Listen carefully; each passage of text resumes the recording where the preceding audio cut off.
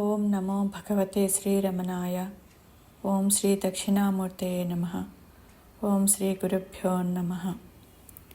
ఈరోజు స్టేటస్: వ్యక్తి యొక్క సత్యత్వాన్ని సరిగ్గా గ్రహిస్తే అంటే విచారిస్తే అజ్ఞానము దానితో పాటుగా సాపేక్ష అంటే ప్రాపంచిక జ్ఞానం కూడా పూర్తిగా నశించిపోతాయి అని ఇక్కడ భగవాన్ చెప్తున్నారు.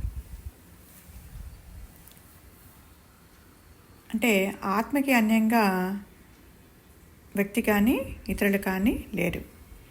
కానీ ఈ దేహాత్మ బుద్ధితో, ద్వైత బుద్ధితో ఈ మాయలో తాను ఒక వ్యక్తిని అని, ఇతరులు ఉన్నారని, సంసారము ఉందని, ఈ ప్రపంచం ఉందని ఈ కంటికి ప్రత్యక్షంగా కనపడుతుంది కాబట్టి అవన్నీ నిజమని, ఈ మాయా నేను నిజమని అనుకుంటా ఉంది. ఇదంతా భ్రాంతి అని దానికి, ఆ మాయా నేనుకి తెలియదు. బాహ్య ప్రవృత్తులన్నింటికీ వ్యక్తిత్వమే కారణము. లోపల ఉన్న వస్తువు ఏదైతే ఉందో అది స్వతంత్రమైనది. వ్యక్తి లోపల అజ్ఞానం ఉంది, అవిద్య ఉంది. ఆ లోపల ప్రకృతి గుణాలు కూడా ఉన్నాయి, రాగద్వేషాలు ఉన్నాయి. లోపల అజ్ఞానం ఉండటం వల్ల దుఃఖం వస్తూ ఉంది. అజ్ఞానం లేకపోతే వాడికి ఎందుకు దుఃఖం వస్తుంది? వ్యక్తి యొక్క సత్యత్వాన్ని సరిగ్గా గ్రహిస్తే అంటున్నారు ఇక్కడ. అంటే విచారిస్తే చూచేవాడు ఒకడు లోపల ఉండాలి కదా. మరి చూచేవాడు లోపల ఉంటేనే వాడికి దైవము, ఈ ప్రపంచము, ఈ శరీరము కనబడుతూ ఉంది. శరీరము చూడదు. ఈ శరీరం ద్వారా వాడు చూస్తున్నాడు అనమాట. ఈ మనసుకి దేహం అవసరం, ఈ మనసుకి ఇంద్రియాలు అవసరము, ఈ మనసుకి ప్రపంచం అవసరము, ఈ మనసుకి దేవుడు కూడా ఒకడు కావాలి. వీడు చూస్తున్నాడు. ఎవరి ద్వారా చూస్తున్నది ఈ మనసు? ఇంద్రియాల ద్వారా ప్రపంచాన్ని చూస్తున్నాడు. ఇక్కడ గురువుగారు ఏమంటున్నారంటే, నీ మనసు ఎంత నిజం అనుకుంటున్నావో ఈ మనసు ద్వారా ఆ చూచే ప్రపంచం కూడా అంతే నిజం అని అంటున్నారు. ఇవన్నీ కూడా సాపేక్షిక సత్యాలు, అంటే పారమార్థిక సత్యాలు కాదు అని చెప్తున్నారు. ఇప్పుడు నువ్వు నేను మాట్లాడుకుంటున్నాము, ఇది కూడా సాపేక్షిక జ్ఞానమే, ఇది సత్యం కాదు. మనం ఏం చేస్తున్నామంటే ఒక ఉపాసన కోసమని శివుడిని కానీ వెంకటేశ్వరుని కానీ అక్కడ రూపాన్ని మనము ఆరాధిస్తున్నాము. అలాగే ఒక శివుడి నామాన్ని కానీ లేకపోతే వెంకటేశ్వరుని నామాన్ని కానీ జపిస్తారు, అలాగే స్మరిస్తారు కూడా. దీన్ని ఒక భక్తి అనొచ్చు, లేకపోతే గౌరవమైన భక్తి కూడా అనొచ్చు. ఇదంతా ఒక సపోర్ట్ కోసం. ఇక్కడ భగవాన్ ఏం చెప్తున్నారంటే, నీవు రూపాన్ని నామాన్ని స్మరించినప్పుడు అక్కడ నీకు నిగ్రహం వస్తుంది, కానీ అక్కడ మనస్సు నశించదు. అలాగే జపం చేస్తావు కానీ అక్కడ నిగ్రహం వస్తుంది, కానీ మనస్సు నశించదు. అలాగే ధ్యానం చేస్తావు, అలాగే అక్కడ ధ్యానం చేస్తున్నప్పుడు కూడా మనస్సుకి నిగ్రహం వస్తుంది, కానీ మనస్సు నశించదు. ఈ అణిగిన మనసు ఎప్పుడైనా విజృంభించే అవకాశం ఉంది. ఇప్పుడు అణిగిన పాము ఎప్పుడైనా ప్రమాదమే కదండి. చనిపోయిన పాము వలన మనకు అక్కడ ప్రమాదం లేదు. మనసు నశించాలి, అప్పుడే నీకు మోక్షం. ఎలా మనసు నశించాలి? మనసు చేత నీవు చూడబడే దానిని నీవు ఆరాధిస్తున్నావు, నువ్వు ప్రేమిస్తున్నావు, అది మంచిదే. దానివల్ల నిగ్రహం వస్తుంది. ఎక్కడి నుంచి వస్తుంది? మనసు నుంచి వస్తుంది. ఈ మనసు ఎక్కడి నుంచి వస్తుంది అని అక్కడ విచారణ చేయాలి. ఎప్పుడైతే నువ్వు విచారణ ఆరంభిస్తావో ఒకటి సత్యము, ఒకటి అసత్యమని నీకు అక్కడ తెలియబడుతుంది. ఆ విచారణ వల్ల ఈ సత్యమైన నేనుకి శరీరం అక్కర్లేదు, ఈ సత్యమైన నేనుకి లోకం అక్కర్లేదు, అంటే ఏది లేకపోయినా వాడు ఉంటాడు కదా అనొక అభిప్రాయానికి వస్తావు. సత్యమైన నేను ఒక ఇంపర్సనల్గా ఉంటాడు. నేను ఫలానా వాడినని, నాకు ఫలానా రూపం నాదని, ఫలానా పేరు నాదని, లేకపోతే ఫలానా ప్రాంతం నాదని, లేకపోతే ఫలానా కులం నాదని, లేకపోతే ఫలానా జాతి నాదని, లేకపోతే ఫలానా మతం నాదని, లేకపోతే ఫలానా దేశం నాదని ఈ సత్యమైన నేను అనుకోదు. శరీరానికే స్త్రీ పురుష భేదం ఉంది, కానీ ఆ జీవుడికి అంటే స్త్రీ పురుష భేదం లేదు. ఇప్పుడు చూడండి, ఈ జన్మలో వీడు పురుషుడుగా ఉంటాడు, రాబోయే జన్మలో స్త్రీగా పుట్టవచ్చు. ఈ జన్మలో స్త్రీగా ఉంటాడు, రాబోయే జన్మలో పురుషుడిగా అక్కడ పుట్టవచ్చు. మనము ఏదైతే నేను నేను అంటున్నామో దీనినే మిథ్యా నేను అంటున్నాం. అసత్యమైన నేను అంటాము, దేహగతమైన నేను అంటాము. ఈ అసత్యమైన నేనికి దేహంతో తాదాప్యము ఉంటుంది, అలాగే పరిసరాలతోటి తాదాప్యం ఉంటుంది. ఈ అసత్యమైన నేను తగ్గించుకుంటూ ఉంటే అక్కడ నీ సహజ స్థితికి దగ్గరికి వస్తూ ఉంటావు. ఇప్పుడు మనకు ఎన్నో బాధ్యతలు ఉన్నాయి, లేకపోతే ఎన్నో బాధలు ఉన్నాయి, ఎన్నో సంఘటనలు మనకు ఎదురవుతున్నాయి అని మనం అనుకుంటుంటాము. అంటే ఇవన్నీ అంటే ఊహాగానలో పావనలో ఉండిపోతున్నాయి. అంటే ఎవరో వచ్చి నిన్ను అక్కడ బంధించటం లేదు, నువ్వు అనుకోవటం వల్ల నువ్వు అక్కడ బందీ అయిపోతున్నావు. అంటే మనము ఆత్మని దేహం అనుకోవటం వల్ల దేహం చనిపోతున్నప్పుడు నేను చనిపోతున్నాను అని అక్కడ వాడు దుఃఖం వచ్చేస్తూ ఉంటుంది వాడికి. ఎందుకు దుఃఖం వస్తూ ఉంది అంటే ఆత్మ దేహం అనుకోవటం వల్ల వాడికి దుఃఖం వస్తూ ఉంది. ఇప్పుడు ఎవరైనా స్తోత్రం చదివారనుకోండి, అక్కడ నీకు పొంగ వచ్చేస్తూ ఉంటుంది, సంతోషం వచ్చేస్తూ ఉంటుంది. ఎందుకు?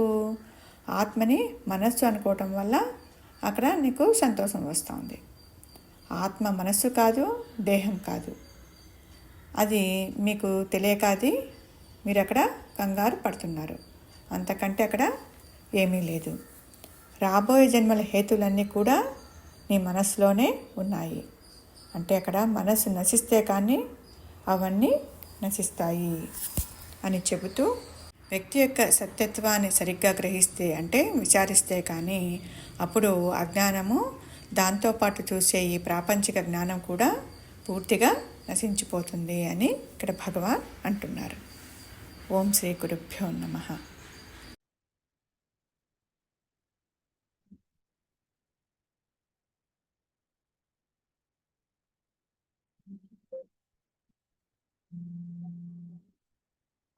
వినపట్టలేదమ్మా. ఇప్పుడు గురుగారు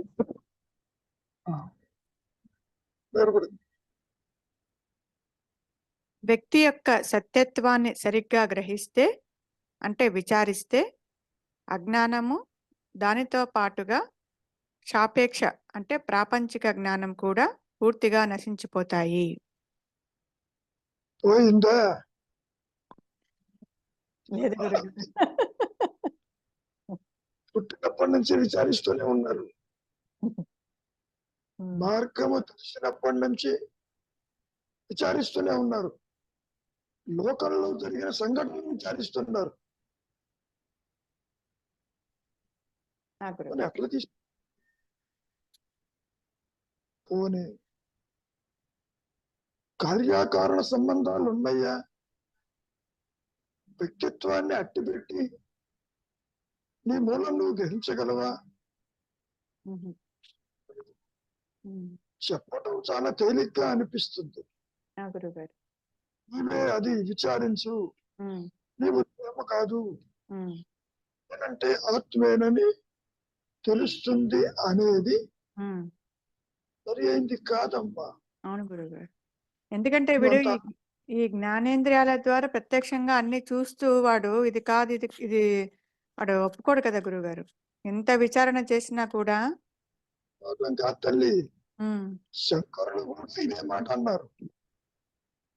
ఈ పంచకోశాలని ఒక్కొక్కటి వర్జించగా నీవు దేన్నైతే తీసి పారేయలేవు అది నీ స్వరూపమని ఆగిపోయినారు.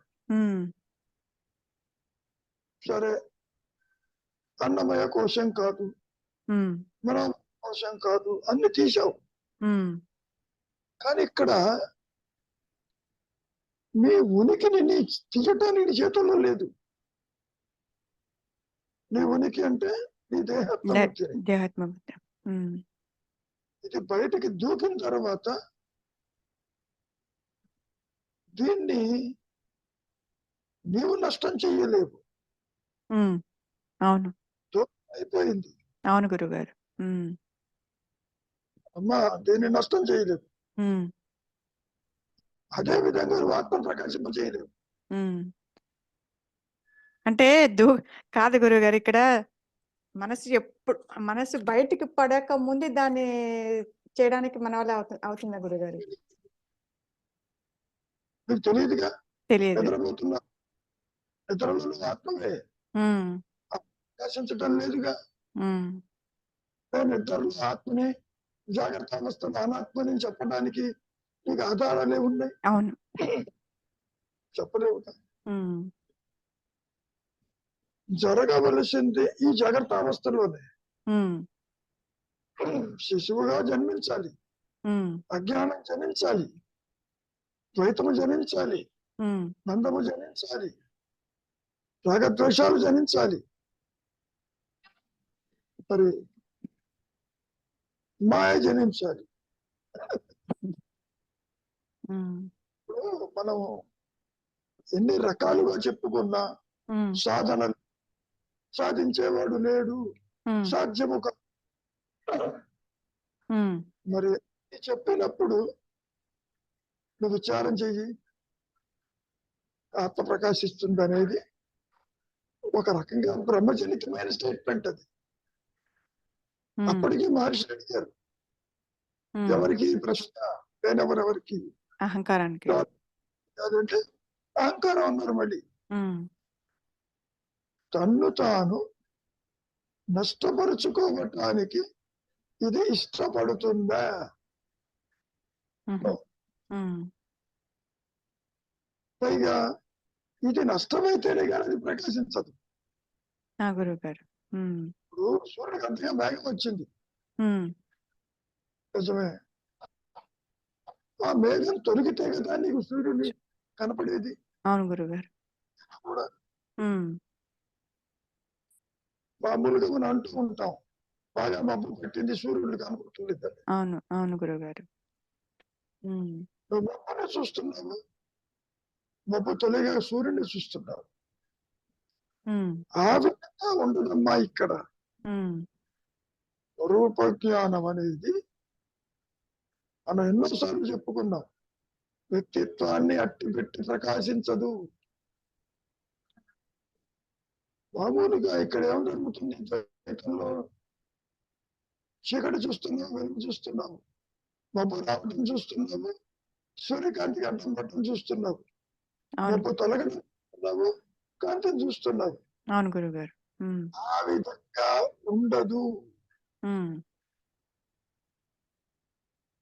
కాబట్టి స్టేట్మెంట్ వినడానికి ఏదో సాధన చేస్తే, విచారం చేస్తే ఇదేదో పోయి ఆత్మ ప్రకాశిస్తుంది కావాళ్ళు. ఉమ్, అప్పటికి యోగ వాసిష్టంలో కూడా వశిష్ఠుడు ఇదే మాట అంటాడు, ఉమ్, నీకు దుఃఖానికి కారణం విచారం. ఉమ్. విచారం పోయిందా? అది కొద్దిసేపే కదా గురుగారు, విచారం చేస్తాము, అది కొద్దిసేపు ఉంటుంది, మళ్ళా వస్తుంది. కాదమ్మా, దుఃఖం అంటే దేహ ఉంది, ఉమ్, భౌతిక దుఃఖాలు కాదవి. ఉమ్, ఉమ్. కరెక్ట్ గురుగారు.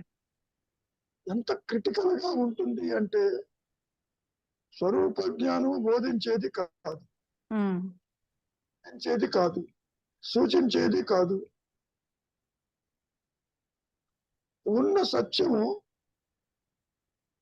తన ఉనికిని తనకు తెలిసినప్పటికీ, అంటే నేనంటే ఆత్మని, ఉమ్, ఫైన్.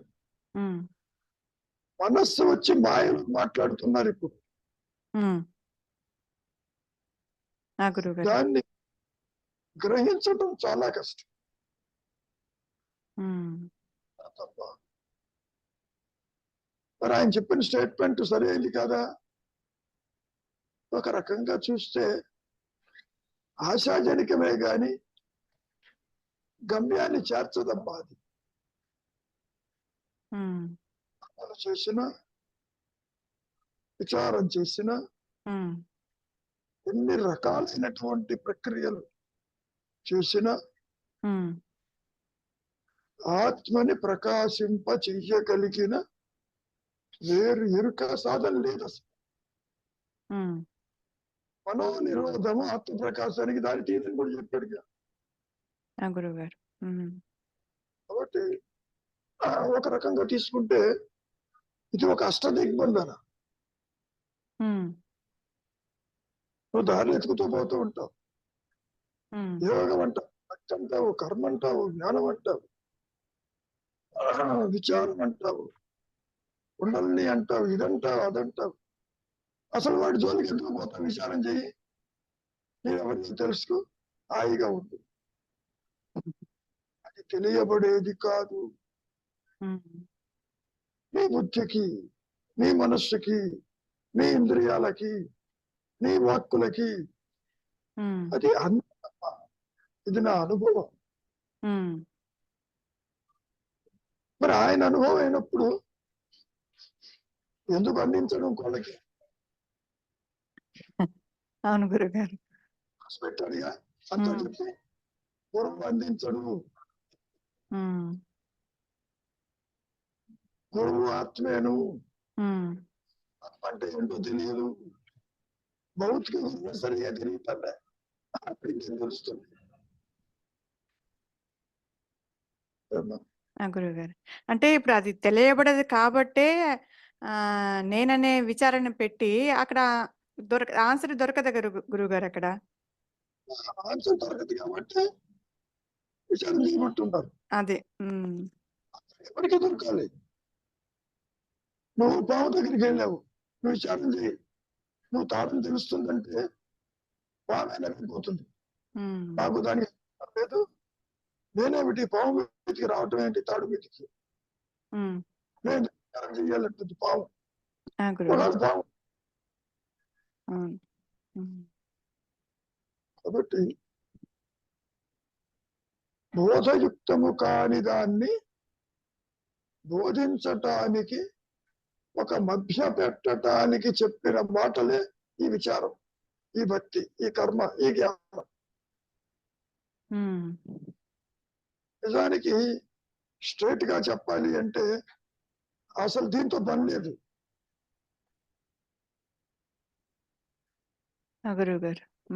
ఎందుకు ప్రకాశిస్తుందో తెలియదమ్మా, తెలియదు.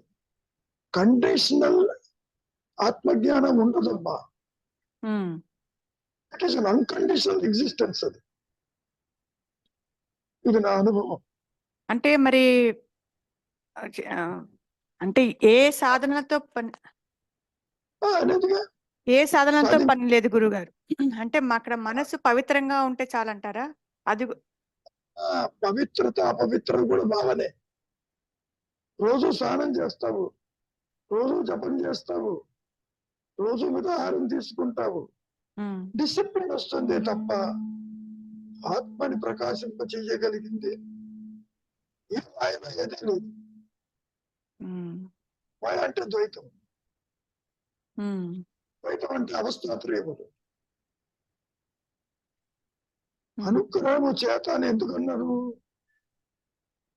నీకు ఇంకా డౌట్ రాకుండా ఉండటానికి. లోపలికి వెళ్ళు, తల కిందిగా పడిపోతుంది, పడిపోతే అది ప్రకాశించాలిగా. అప్పుడు కార్యకారణ సంబంధాలు ఉండాలి. లోపలికి వెళ్ళి పడిపోతే ప్రకాశించిందని చెప్పాలిగా. నువ్వు చెప్పలేవు, నువ్వు పడిపోతే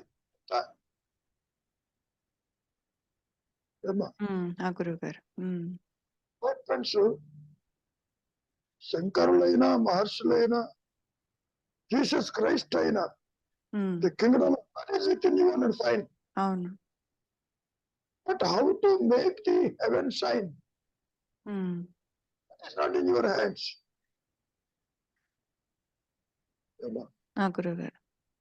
అది ప్రకాశించింది కాబట్టి క్రూసిఫికేషన్ చేసిన క్రైస్తుకి జీవం ఉంటున్నట్టు లేదు. ఐఎమ్ సన్ ఆఫ్ గాడ్ అంటూ ఉన్నాడుగా. అవును గురుగారు.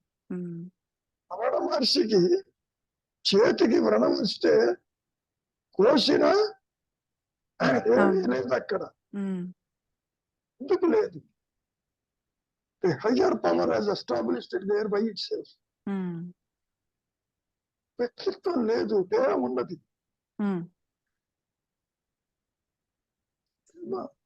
గురుగారు. అది చెయ్యాలి తప్ప నీవు ఆలోచించటం వల్ల, విచారించటం వల్ల వినటానికి చాలా ఆసక్తిగా ఉంటుంది. ఎవరు ఆయన్ని చూడటానికి వచ్చినా నీవే ఆత్మ విచారం చెయ్యి, కాదు నీవది తత్వవశ వాక్యం కూడా అదేగా. గురుగారు. వారు చెప్పిన స్టేట్మెంట్ పర్ఫెక్ట్, కానీ ఎగ్జిక్యూషన్ కాదు.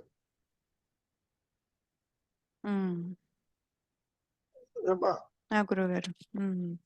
నువ్వు తేనె బొట్టు నాలుక మీద వేసుకున్నావు, తీయన్నావు, తాగు.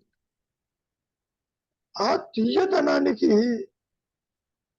ఏ విధంగా చేస్తే తీయదనం వస్తుందని ఎన్ని రకాలు చెప్పినా నీకు రావటం లేదు.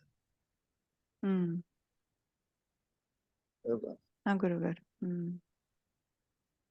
కాబట్టి చివరికి అనుగ్రహం అంటే ఏమన్నారు? అనుగ్రహం అంటే ఆత్మే. ఆత్మ అంటే ఏంటో తెలియదు, అనుగ్రహం అంటే బయట నుంచి వస్తుందేమో అనుకుంటున్నాడు. బయట నుంచి వచ్చేది కాదు. ఒకవేళ వచ్చినది నీకు ఉపయోగం లేదు, పొమ్మన్నాడు మహర్షి చెప్పి. గురుగారు. కాబట్టి ఎప్పుడైతే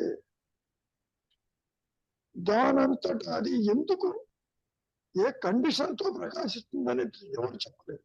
కండిషన్స్ ఉండవమ్మా, నో కండిషన్స్. నువ్వు ఈ పని చేస్తే ప్రకాశిస్తుంది, ఈ పని చేయకపోతే ప్రకాశించదు. అసలు ఆత్మ సృష్టిని గుర్తించదు తల్లి. ఇక్కడ ఎట్లా ఉంటుంది? జీవుడు, జగత్తు, ఈశ్వరు భావనలు ఆత్మని గుర్తించలేవు. ఎంతసేపటికి వాసనలు, కోరికలు, బంధాలు, జననాలు, మరణాలు, how to survive, how to be happy, ఇది అర్థమవుతుంది ఇక్కడ.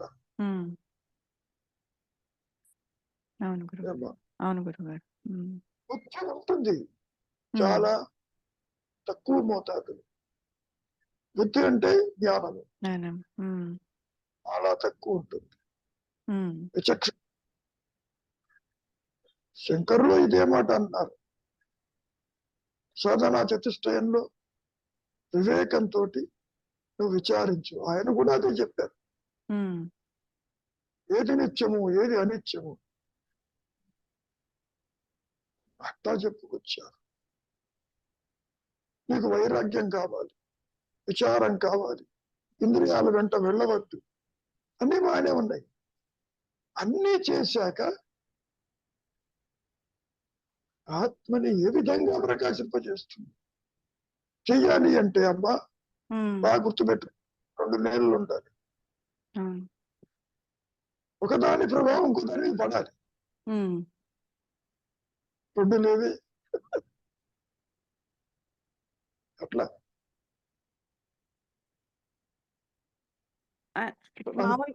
ఈ అంటా ఉంటారు కదా గురుగారు, మనసు అనేది అతిశయ శక్తి అని అంటుంటారు కదా. మరి ఇంత అంటే నాకు అది అర్థం కాలే గురుగారు. ఇంత అంటే మనస్సే లేని ఇంత ఘనాతి ఘనమైన ఆత్మని ఈ చిన్నది అల్పమైనది దీన్ని ఎలాగా మరిపించేస్తా ఉంది దాన్ని? మళ్ళీ చెప్పు, ఏమంటావు? ఇప్పుడు ఆత్మ అనేది ఘనాతి ఘనమైంది, అంతటా ఉంది అని అంటున్నారు కదా. మరి అలాంటప్పుడు ఈ మనసు అనేది అంతటా అన్న పదం కూడా మోసపూరితం. తెరంతా బొమ్మే కదా అన్నట్టుగా ఉంటుంది. ఆ బొమ్మ తెరని అంటది. తెర మీద బొమ్మలు పడుతున్నాయి, కాగితం మీద అక్షరాలు రాస్తున్నావు. అవును గురుగారు. కాగితం అక్షరాలకి నా ప్రింట్ ఉంటాయి కదా అంటున్నావు. ఉమ్, కాగితం అక్షరాన్ని గుర్తించదు, తెర బొమ్మలని గుర్తించదు. ఉమ్, అందుకే ఏమన్నారు మహర్షి, తెర ఆధారమే కానీ భిన్నం. ఉమ్, అర్థం అని చెప్పిన మాట అది. కాగితం లేకుండా అక్షరాలు లేవు, తెర లేకుండా బొమ్మలు లేవు. ఇంకోటి ఏం చెప్పారు, క్యాన్వాస్ లేకుండా పెయింటింగ్ లేదు దాని మీద. ఉమ్, ఇక్కడ నేను ఒకటే ఉన్నది, రెండు నేనులు లేవు అనేది అది రివీల్ చేస్తుంది. ఉమ్, నీ ప్రయత్నంతో తెలుసుకునేది కాదమ్మా. ఉమ్, ఆ మాట కూడా అన్నారుగా, ఇట్ ఈజ్ ఎఫర్ట్లెస్. ఎఫర్ట్లెస్ అయినప్పుడు విచారం చేయమంటాం ఏంటి? విచారభరితం కింద ప్రకాశిస్తుంది అది. మళ్ళీ అనుగ్రహం అన్న కండిషన్ ఏమిటి? సామాన్యంగా మీరు అనుగ్రహం అంటే ఏమనుకుంటారు? ఏదో పైనుంచి వస్తుంది, దర్శిద్దాం. నిన్ను అట్టి పెట్టి దర్శింప చెయ్యదు, నిన్ను అడ్రస్ లేకుండా చేస్తుంది, నీ ఉనికి కోల్పోతావు. గురువు గారు. సర్పరచ్చు భయభ్రాంతులు ఏం జరిగింది? ద్వైతమే అనుకో. నువ్వు పామును వెతుకుతుంటే తాడే ఉంది అక్కడ, పాము లేదన్నావు, తాడు చూసావు. ఇది బాగా అర్థమైంది. అంత ఈజీగా ఆత్మజ్ఞానం దగ్గర ఉండదమ్మా. ఇది నా అనుభవం. ఈ రెండు కూడా భిన్నమైనది. ఆత్మజ్ఞానము మాయ, మాయతో కూడిన ఆత్మజ్ఞానం గాని, ఆత్మజ్ఞానంలో మాయ గాని ఉండవబ్బా. ఉదాహరణ చెప్పారు, ముత్యపు చెప్పలో వెండి అంటారు. రమే అది. సో నువ్వు వెండి ఉందేమో చూసావు, అర్థమైపోయింది ముత్యపు చెప్ప ఎందుకు పనికిరాదు, పారేశావు. అలా ఉంటుంది. అంటే మొన్న ఎప్పుడో చదివినాను గురువు గారు. అది ఇప్పుడు అన్నామలయ స్వామిని భగవాన్ వచ్చేసి 30 రోజులు ఉపవాసం ఉండమని చెప్తారు. అప్పుడు ఆయన మరి అక్కడ ఎందుకోసం చెప్పడం జరిగింది, భగవాన్ ఎందుకోసం చెప్పారు, అక్కడ ఏ ఉద్దేశంతో చెప్పారు? అక్కడ మీరు ఇందాక ఏమో ఎటువంటి కార్యకారణ సంబంధం లేవంటున్నారు కదా. ఉపవాసము అంటే తిండి మాని ఉంటాం కాదు, బీ థాట్ ఫ్రీ, ఆలోచనని స్థితిలో పెంచుకుంటున్నాడు. అట్లా మౌనంగా ఉండు, నిశ్చలంగా ఉండు, ఉప సమీపము ఉండు. చింత విహీనం లాంటిది ఉపవాసం అంటే. ఉప అంటే సమీపం, ఆలోచన లేకుండా ఈ వ్యక్తిత్వాన్ని నిశ్చలంగా ఉంచు. ఆ మాట కూడా అన్నారుగా, అలవాటు చేసుకోమన్నాడు పైగా. అవునండి. పోనీ ఇంత చేసుకున్నా నేను మౌనానికి వచ్చాను, ఉపవాసం ఉన్నాను, మరి ఏమన్నా అయిందే?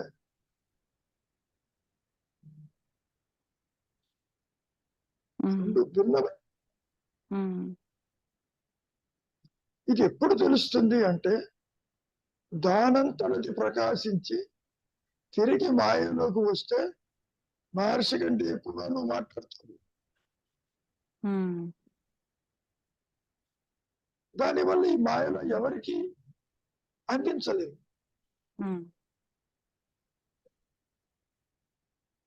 నీవే అది అంటావు, తపస్వాక్యం చెబుతావు, విచారభరితం కింద ఆత్మ ప్రకాశించదు. కొంచెం డిసప్పాయింటింగ్ గా ఉంటుంది. అదే మహర్షి చెప్పిన వాక్యులని మీరు ఖండిస్తున్నారు అన్నట్టుగా ఉంటుంది. కానీ మీ అంతలో మీరు ప్రశ్న వేసుకుంటే మీకే తెలుస్తుంది. ఎంతసేపటికి వ్యక్తిత్వమే మిగిలి ఉంటుంది తప్ప నా స్వరూపం నాకు తెలియటం లేదు అనేది ఉండి తీరుతుందో. అవును గురుగారు, అవును. ఉమ్. ఓకే. ఉమ్. ఏమైనా రవి ఉపవాసం గురుగారు ఉపవాసం ఉన్నావా? లేదు గురుగారు, అంటే ఉపవాసము అదే మీరంది అంటే భగవంతుని సమీపంగా ఉండటం అని చెప్తారు కదా గురు. అంటే ఉపవాసం ఉంటూ కూడా ఆధ్యాత్మిక ప్రగతి లేకపోతే అది అది పనికిరాదు. ఉపవాసం ఉన్నా కూడా దాంతో పాటు అట్ ది సేమ్ టైం ఆధ్యాత్మిక దాని మీద దృష్టి ఉండాలని చెప్తారు భగవాన్ కూడా. అంటే ప్రోగ్రెసివ్ రియలైజేషన్ ఉంటుంది. గురుగారు, మీ ఆలోచనలో తక్కువ ముఖం పడతాయే తప్ప పరిగెత్తే మనస్సుని నిశ్చలమవుతుంది తప్ప నిశ్చలతత్వ జీవన్ముక్తి అనేది మళ్ళీ అక్కడ అనుకరంతో అది రావాలి. నిశ్చలత్వం is not a confirmation of realization. చాలా మంది ప్రపంచ విషయ జోలికి పోరు, నిశ్చలంగానే ఉంటారు. You mean to say they know the self is realized? No, అలా ఉండదు. ఈ రెండు ఆపోజిట్స్ ఎన్నోసార్లు చెప్పాను. చీకటి గనక దేహాత్మ విద్య అయితే ఆత్మస్వరూపం అఖండమైనటువంటి జ్ఞాన స్వరూపం, అది ఒకటే ఉంటుంది తప్ప మనం ఇక్కడ ఎన్ని కబుర్లు చెప్పుకున్నా నది సముద్రంలో కలిశాక దాని నామరూపత్నములు కోల్పోయినట్లు అహంకారము ఆత్మను మెర్జైన తర్వాత అది పోతుంది. ఏమనాలంటే బ్రహ్మాకార గోదావరి, సముద్రాకార గోదావరి అనమన్నాడే తప్ప బ్రహ్మాకారం వస్తుంది. అక్కడ నువ్వు ఉంటే కదా విడిగా.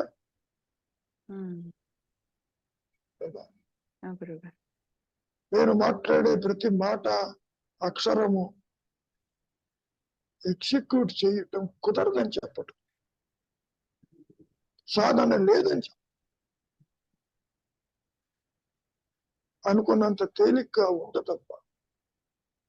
అది ఎందుకు ప్రకాశిస్తుందో త్రిపుర రహస్యంలో దత్తాత్రేయులు వారు చాలా స్పష్టం చేశారు. ఆ ఉచ్చతర శక్తిని వదిలిపెట్టాడు ఆయన. ఒక్కసారి వీలుంటే చదవండి ఆ పుస్తకాన్ని, ద్విపదలో ఉంటుంది, ఇంగ్లీష్ వర్షన్ కాకుండా. బ్రహ్మరహస్యం యొక్క ప్రశ్నలు ఒకసారి మనం పెట్టాం. మరొక ఎన్ని రకాలుగా ప్రశ్నలకి సమాధానాలు చెప్పినా ముండకోపనిషత్తులు ఏ విధంగా అయితే నాచికేతుడు అడిగిన దానికి యమధర్మరాజు ఒక్క అనుగ్రహం చేతనే అన్నాడు. అది అక్షర సత్యం. అష్టావక్రుడు కూడా అదే మాట జనకుడికి చెప్పాడు. అది అక్షర సత్యం. మనం ఎన్ని మాటలతోటి నేర్చుకోవాలి అని అనుకున్నా అది నేర్చుకునేది కాదు, చాలా క్రిటికల్ గా ఉంటుంది తప్ప బోధించేది కాదు. మరి కానీ ఇక్కడ ప్రాక్టికల్ గా ఎక్కువ ఇవ్వమంటారు కదా గురుగారు. భగవాన్ వచ్చేసి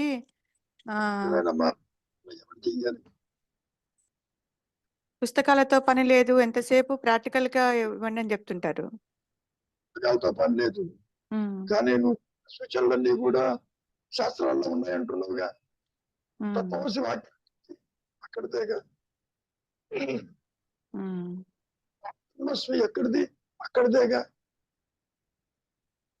బ్రహ్మైవాహం ఎక్కడిది? అక్కడిదేగా. కనుక నేనేం చేస్తే నా ఆత్మ ప్రకాశిస్తుంది అంటానికి సమాధానం ఉండదు. డిసిప్లిన్ ఉంటుంది అంతవరకే. బయటికి పోవద్దు, ఇంద్రియాల బట్టి వెళ్ళవద్దు. ఒక నిశ్చల స్థితి రావడానికి వరకే అంతే. అది కూడా డిసిప్లిన్ గా ఉంటుంది. ఉమ్, రుచుల వెంట వెళ్ళవద్దు, దృశ్యాల వెంట వెళ్ళవద్దు, ఉమ్, బయట ఏదో ఉందని చెప్పి తిరగవద్దు. ఆ గురుగారు. ఉమ్, బోధించేది కాదు. ఎంత విచారం అనేటటువంటి బ్రహ్మాస్త్రాన్ని మహర్షి వేసి నడిచేటటువంటి అహంకారపు ఎత్తుని ముళ్ళకరతో పొడిచినా గాని ఆత్మ ప్రకాశం కాదు.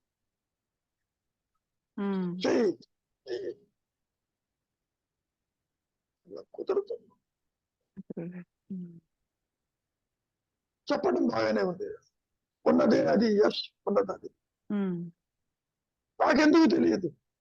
లేని వాడికి ఉన్నది ఎలా తెలుస్తుంది? ఈ ప్రశ్నించుకోండి.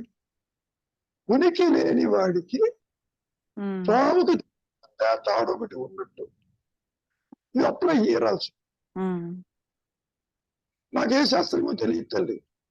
ఆమె జీరో ఇన్ శాస్త్రం. నువ్వు ఎప్పుడన్నా శాస్త్రం గురించి మాట్లాడితే ఏ పీఠాలు దగ్గరికి వెళ్ళమంటారా? నాకు గట్టిగా భగవద్గీత తెలియదు, నాకు చదువు రాదు, ఉమ్, శాస్త్ర జ్ఞానం లేదు, జీరో. ఇప్పటికీ ఉమ్, ఇప్పటికీ శాస్త్ర జ్ఞానం జీరో. ఉమ్, ఇప్పటికీ అంటే ఇంత ఇన్ని సంవత్సరాలు గడిచినప్పటికీ ఆ శాస్త్రంలో ఏముంది, ఈ శాస్త్రంలో ఏముంది? జీరో. ఏమైనా రవి, గురువు గారు. You are the torch for the future. చెప్పు. గురువు మీరన్నీ కూడా కరెక్టే గురువు గారు. అంటే నేను కరెక్ట్ కాదు, ఆహా, దాని గురించి కాదు గారు, శాస్త్రం గురించి చెప్తున్నారు కదా, అది అది అది చెప్తున్నాను. అంటే ఆ శాస్త్రము ఎంత చదువుతున్నా అసలు అది ఇప్పుడు ఎంత చెప్పినా కూడా అది మళ్ళీ కొత్తగానే ఉంటుంది తప్ప అది తెలియట్లేదు గురువు గారు. ఒకటి శాస్త్రం అంటే ఏమిటి? అనుభవం తర్వాత దగ్ధబీజ మనస్సుతో రాసినవి వేదాలు, ఉపనిషత్తులు, శాస్త్రాలు. అవును. అవి కూడా అసత్యము లేదు, సత్య లేదు. ఆ మాట కూడా మహర్షి అంటారు. That is okay. ఇప్పుడు ఎలా ఉంటుందంటే, ఒక చోట 4 దుక్కుల వర్షం పడిందని పేపర్లో పడింది, వాళ్ళు ప్రింట్ చేశారు. ఆ కాగితాన్ని పిండుతున్నావు, ఒక బొట్టు వచ్చిందా? రాలేదు. అటువంటి అవును. అనుభవంతో శాస్త్రమే గాని శాస్త్ర వాసన వల్ల అనుభవం కలగదు. ఇది నా అనుభవం. అందుకని శాస్త్రం విషయం లేదు. మరి ఎందుకు అయిందండి, ఎందుకు ప్రకాశిస్తుందని ఎవడు చెప్పగలడు? కండిషనల్ రియలైజేషన్ ఉన్నదే. ఇది నువ్వు ఇది చేస్తే నేను ప్రకాశిస్తానని చెప్పింది అది. ఇది దత్తాత్రేయులు వారు ఒకటే మాట అంటారు, నేను ఎక్కడ ప్రకాశింపదలుచుకుంటే వారి అజ్ఞానాన్ని తొలగించి ప్రకాశిస్తాను అని అని చెప్పింది త్రిపుర దేవి. అంటే హయ్యర్ అంతవరకు. ఇందులో కూడా మన నచికేతుడు ఇక్కడ ఆ ఆత్మ ఎవరిని వరిస్తుందో, ఎవరిని ఎన్నుకుంటుందో అతడి చేత ఆత్మ పొందబడుతుంది. అంటే ఆత్మజ్ఞానం తెలుసుకోవాలనుకున్న వాడిలోని ఆత్మే తన నిజ స్వరూపాన్ని అతనికి తెలియజేస్తుంది అన్నారు. అతనికి తెలియజేస్తుంది అంటే అట్టుపెట్టి కాదు, పట్టుపెట్టి. చీకటిని అట్టుపెట్టి ప్రకాశం ఉంటుందా? ఉండదు. అజ్ఞానాన్ని జ్ఞానం ఉంటుందా? ఉండదు. ఇన్ని రకాలుగా ఎందుకు చెబుతున్నాను అంటే, ఆశ పడవద్దు, డిసప్పాయింట్ కావద్దు. నేను ఎంత చేసినా నా ఆత్మ నాకు తెలియటం లేదని అనొద్దు. నీకు తెలిసినా తెలియకపోయినా ఆత్మవే నీవు, వేరే మార్గం లేదు. You cannot be otherwise. కాసేపు మౌనంగా ఉండి నిద్రపోతేనే దేహ స్ఫురణ, ప్రాపంచక స్ఫురణ. లేనప్పుడు నీవు ఉన్నావు కదా, ఆ ఉన్నది ఆత్మస్థితి. ఎందుకు తెలియటం లేదు? ఈ అహంకారం ప్రాణమే ఉంది అక్కడ. ఇతరులో ఉంది, మృత్యువులో కూడా అది ఉంటుంది. unless you realize before death of this body. దేహం రాలిపోయే ముందు కనుక. బట్ అది మృత్యులో ఉంటుంది కానీ అది చైతన్యవంతంగా ఉండదు కదా గురుగారు. అందుకని ఎలా గుర్తొచ్చింది మరణం. ఇప్పుడు జననం ఎందుకు వస్తున్నాయి? అవును అవును గురుగారు. మళ్ళీ మెలకు వచ్చిందా? మెలకు వచ్చిందా లేదా నీకు? ఏమా గురుగారు, నిద్రపోతున్నావు, లయం అవుతుంది, తిరిగి మళ్ళీ అవుతుంది. దేహం ఎక్కడుందో తెలియదు.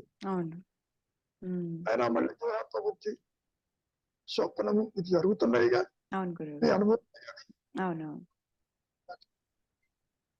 మరణ సమయం కూడా అలాగే ఉంటుంది. నిద్రపోతున్నప్పుడు జాగ్రత్త అవస్థ సృష్టి ఉన్నట్టు, సంసారం ఉన్నట్టు నీకు ఎట్లా తెలియదు. మరణ సమయంలో కూడా నీకు సంసారం ఉన్నట్టు, వాళ్ళని వదిలి వెళ్తున్నట్టు కూడా తెలియదు. తిరిగి మళ్ళీ శిశువుగా జన్మించి పెరిగిన తర్వాత కూడా గత స్మృతులు ఉండవు. ఇప్పుడు ఉన్నాయా గత జన్మ స్మృతులు మీకు ఏమైనా? జీరో. అవును గురుగారు.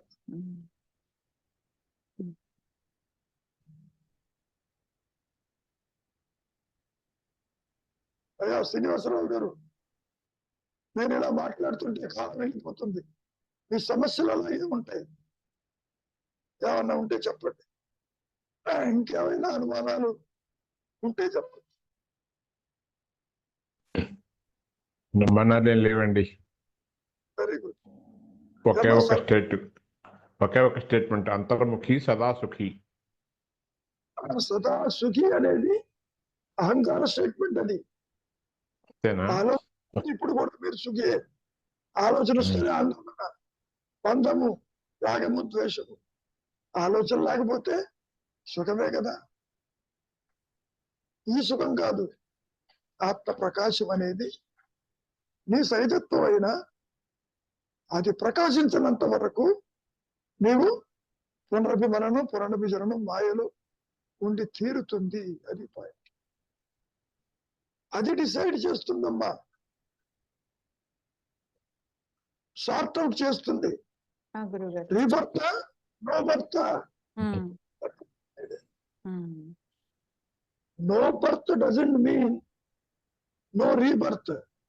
అది కూడా డిసైడ్ చేస్తుంది. లేకపోతే ప్రహ్లాదుడు ఋషివతారులు అన్నవాడు రాఘవేంద్ర స్వామికి ఎందుకు రావాలి? It is decided. స్కందుడుగా ఉన్నవాడు రఘువర్షికి ఎందుకు రావాలి? That is decided. Are you getting the point? అర్థమైంది. జనన మరణాలు అనేవి it is a waves in a sea, sea of consciousness. That higher power will decide. మన సృష్టికి ఏ విధంగా ఉపయోగపడతాము అది డిసైడ్ చేస్తుంది.